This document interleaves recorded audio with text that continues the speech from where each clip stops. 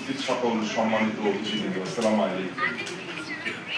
বিজিবির পক্ষ থেকে আপনাদেরকে সকলকে জানাই আন্তরিক শুভেচ্ছা। আসন্ন পবিত্র ঈদ উল আজহাকে সামনে রেখে শ্রমিকদের বেতন, উৎসব ভাতা ও ছুটি যথাসময়ে পরিশোধ ও প্রদান নিশ্চিত করা অত্যন্ত গুরুত্বপূর্ণ। কারণ আমাদের তৈরি পোশাক শিল্পের প্রকৃত চালিকা শক্তি হচ্ছে শ্রমিক ভাই বোনেরা। তাদের অক্লান্ত পরিশ্রম, নিষ্ঠা ও অবদানের মাধ্যমেই দেশের অর্থনীতি আজ সমৃদ্ধ হচ্ছে এবং বিশ্ববাজারে বাংলাদেশের অবস্থান আরো শক্তিশালী করছে। আমরা ইতিমধ্যেই বিজেপি পরিবার ধন্যবাদ জানাতে চাই বর্তমান সরকারকে, মাননীয় অর্থ মন্ত্রণালয়ের অর্থমন্ত্রী, ওনার টিম, প্লাস বাংলাদেশ ব্যাংকের গভর্নর, ওনার টিম। আপনারা ইতিমধ্যেই জেনেছেন যে রপ্তানিমুখী শিল্প প্রতিষ্ঠানের যে প্রণোদনা আমরা রপ্তানির এগেইনস্টে পেয়ে থাকি, গত সপ্তাহে এটা সার্কুলার পেয়েছে।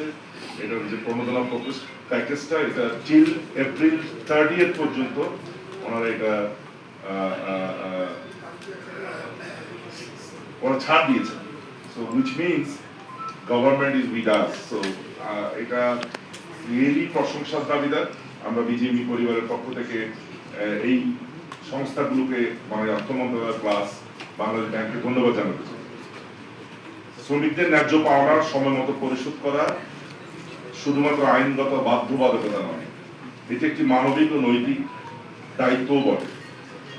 বিজিবি সবসময় শ্রমিক বান্ধব শিল্প ও পরিবেশ বজায় রাখতে প্রতিশ্রুতিবদ্ধ। ইতিমধ্যে আমাদের সদস্যভুক্ত কারখানাগুলোকে প্রয়োজনীয় নির্দেশনা প্রদান করা হয়েছে যাতে বেতন ও ঈদ বোনাস নির্ধারিত সময়ের মধ্যে পরিশোধ করা হয়। আমি একটা ছোট্ট পরিসংখ্যান দিচ্ছি। বিজিবি পরিসংখ্যান অনুযায়ী আমাদের চট্টগ্রামে 340টি কারখানার মতো শ্রমিক আমরা অপারেশনে আছি। তার মধ্যে 302টি ফ্যাক্টরি অলরেডি তার এপ্রিল মাসের বেতন ভাতা পরিশোধ করেছে, which is almost 90% plus.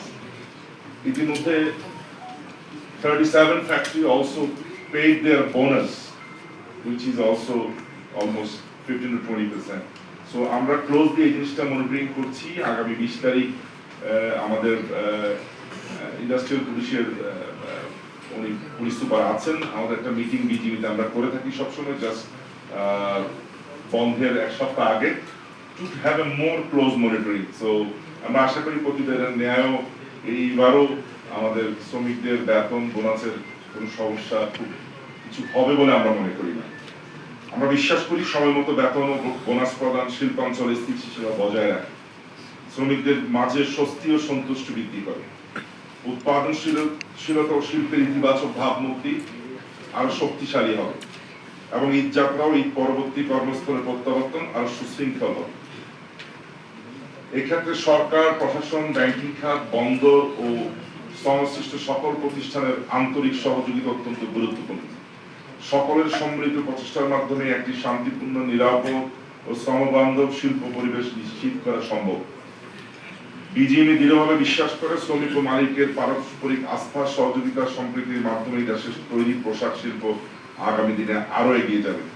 আমি আমাদের এই মানবিক যে উদ্যোগ মাননীয় জেলা প্রশাসক মহোদয় নিয়েছেন, আমার ব্যক্তিগত কথা বলি, আমি বিগত 10 বছর ধরে এই মানবিক কাজটুকু করে থাকি। আমি মনে করি আমরা যখন কোরবান করি, there is a 3 part of that Korban, 1 for poor and 1% for close relatives and 1% is for myself.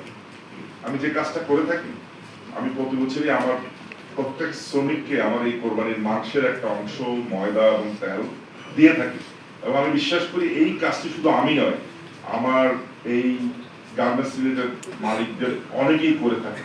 হয়তো কাজটি আমরা পাবলিকলি অত পাবলিশ করি না, যার যার সামর্থ্য অনুযায়ী আমার যতটুকু ইনফরমেশন আছে, মোস্ট অফ দ্য গার্মেন্টস এটা করে থাকে।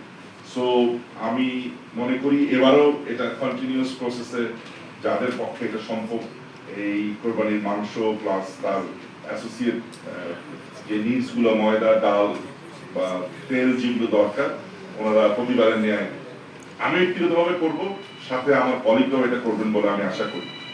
পরিশেষে পবিত্র ঈদ উল আজহার অগ্রিম শুভেচ্ছা জানাচ্ছি, সকলের জন্য শান্তি, সমৃদ্ধি ও কল্যাণ কামনা করছি। ধন্যবাদ। আসসালামু আলাইকুম। ধন্যবাদ। আপনার মানবিক কথাগুলো